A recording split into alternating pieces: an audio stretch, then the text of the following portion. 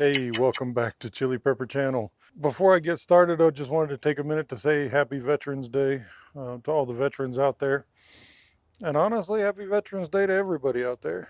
Don't hear it enough, so Happy Veterans Day. Hopefully you guys are spending it doing something more fun than I, I am. No, I actually enjoy what I'm doing. Quick spoiler, this is going to be probably geared toward maybe the more beginner, I guess you would say. Maybe not, sometimes we don't get into this until later in our journey. In case you already know about this or what I'm going to go over here, and you want to jump ahead, you can. So pretty basic concepts, but a lot of people overthink it, and I did in the beginning too, especially with raised beds, on how to keep soil going. So I just wanted to take a minute and show you. Told you before in other videos that I've got the two houses side by side. Now we've had to take a bunch of trees out that rotted or in the last year or so. So I don't have nearly the amount of leaves that I used to have. But we still have this tree behind me in the neighbor house. And what I'll do is I'll go through and just mow the grass. Now we're already in, what are we, mid-November? And so I've let the grass grow up quite a ways. I want to make sure everything died. I mean, I can still see a little bee flying around here, and that's Colorado in November. So I just wanted to make sure I didn't take any of that away from nature. Now I'm going to go through, mow everything up, leaves included, and then we're going to show you how, when I go back and I put it in the raised bed gardens and how I do that. When you have raised bed gardens, your soil level drops every year. I mean, it drops some because when you pull your big plants out, like mine are pepper plants, you get some that stays on the root ball every time you pull it out, but you're going to get some just from nature, from being natural, of the soil level dropping, and it can get expensive every year if you don't have a good way to replace it. Now, I do still go and buy soil and compost and that kind of stuff, but I'm just going to show you how I do it to help minimize that. Something quick to show you here. Like I've said before, I'm not sponsored by anybody, but I like to show you some of the cool tools, things that I found to be really helpful. I use a lot of the Ryobi, and Ryobi has, I've got two of these actually, some really nice 40-volt lawnmowers. I'm not 100%, an electric person. I just think the technology is cool. I like having the option. But check this out. I'll do it while we're on camera here. But if you start this up, I don't know if you can tell, but that is unbelievably quiet compared to a gas mower. It takes two 40-volt batteries. It's plenty to do the front and backyards of these two houses when I'm out here, even on a heavy leaf day.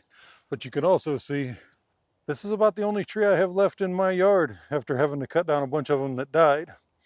So we're going to mow up just this area here, and then we'll get all the leaves and stuff from my house next door, and then we'll go back to the gardens and I'll show you what I do with it.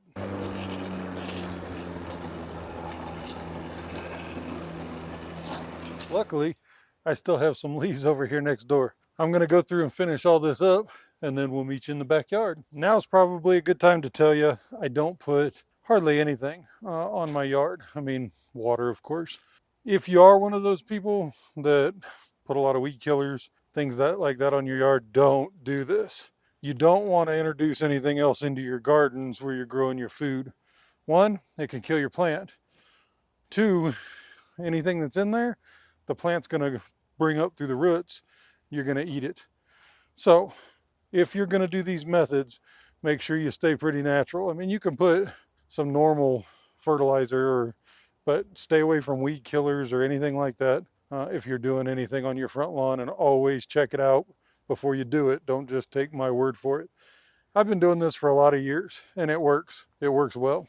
Okay, you can see here we've got our mixture of grass and leaves, and I'm just going to put a layer of it across. This applies to all my raised bed gardens. So I'm going to go through and especially fill in where I pulled the plants out, because there's going to be a big crater there. Then I'm just going to mix it in nice and even. Now, the more leaves you can get, the better. Leaves are really good for garden beds, but don't throw away any of your yard scraps if you're starting any kind of larger gardens or raised beds, because you can see, if you look down here, how much usually Usually I fill my beds right below this line at the beginning of the season. So I mean, I got a good couple inch drop on this soil, and this is like I think the third, maybe fourth year for this particular bed. So I'm gonna go through and just make it nice and even. Now you can, especially if you're a lot heavier on leaves than what I am, but it works for grass too. You can put a ton of it in here or a bunch of it in here, and it will, before next season, fill in and make good soil and help stop you from buying it. Now at this point, you can, I mean, especially if you've got a bunch of leaves you can use, cover the whole thing up with leaves, and you can leave it that way. I have a ton of this compost. I know it's starting to look like I'm sponsored by these guys. I promise I'm not. My Home Depot here carries it. I love it. I mean, it's like $5 a bag, and I bought a bunch of it. So it just works really well for me as far as a big commercial brand goes. So what I'm going to do, because I do add compost at the end of every season, is I'm just going to do a layer of compost over top of all the leaves and grass. One, I think that's going to help it break down a little bit more, but it's going to add the other nutrients that I know I really need.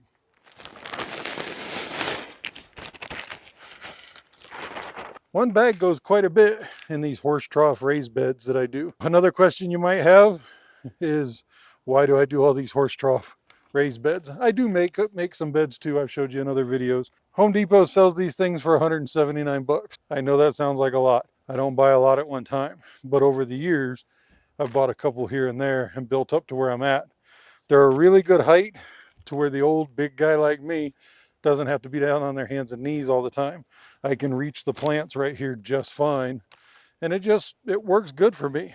And they're going to last a lot of years. They're made to last a lot of years. We'll go over on a separate video at the start of next season, because I'll probably buy a couple more on what I do to get these ready and how I fill them using the hugelkultur method.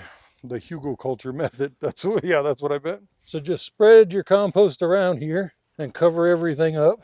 Most of the time, I think I've told you in other videos, I end up using 2 bags of the mulch every year. Now, check with your local landfills. I don't know if it's that way for all of them, but I know our landfill has a compost section where everybody takes all their lawn and grass clippings up there, and they have a huge compost heap, and about the same thing, $5 a bag, and you can get it local.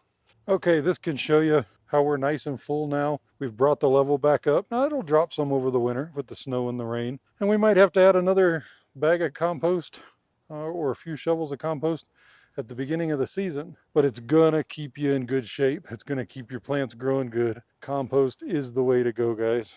Okay, lastly, one other thing I get a lot of questions about, because I know you've seen that I do a lot when it comes to the big pots, the 15 gallons, the 20 gallons. What I do, so this may be changing up this year. Right now, I showed you my Carolina Reaper garden. It's actually right behind you right now in front of me. What I've done traditionally is my in-ground gardens. At the end of the season, like where we're at now, I'll go through and dump that soil that I made for those big pots into my in-ground garden and spread it out. Then starting next season, I'll till it all in really good. And it just keeps what nutrients are left in that soil into the raised bed garden, because our soil out here in Western Colorado is not good.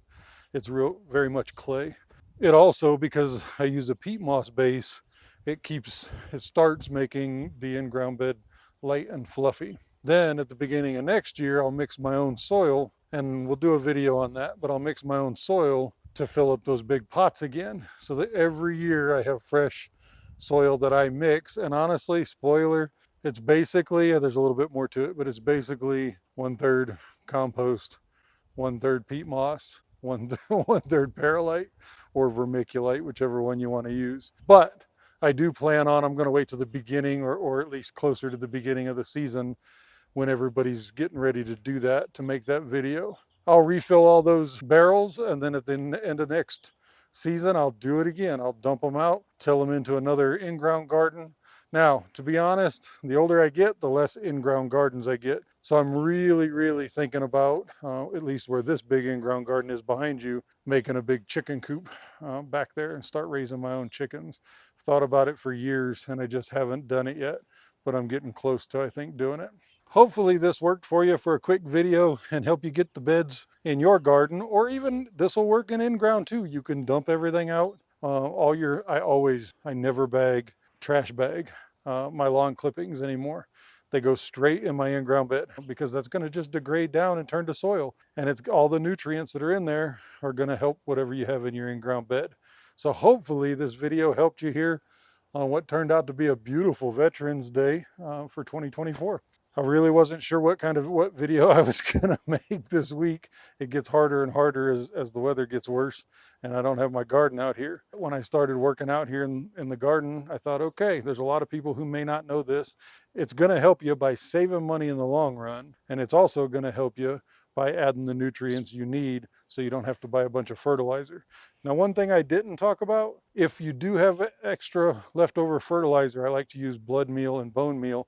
You can sprinkle that in on top too before you do a final cover, and that will help your raised bed gardens as well, just on the nutrient side. I'm not a big proponent of wasting it, so unless you know you need it, whatever, that's up to you. Okay, another edition from the Chili Prepper. Hope you liked it. Hope it helped you out some. And in today's day and age, we all need to get out there and garden. Remember, you don't have to be a prepper to be prepared. We'll see you next time.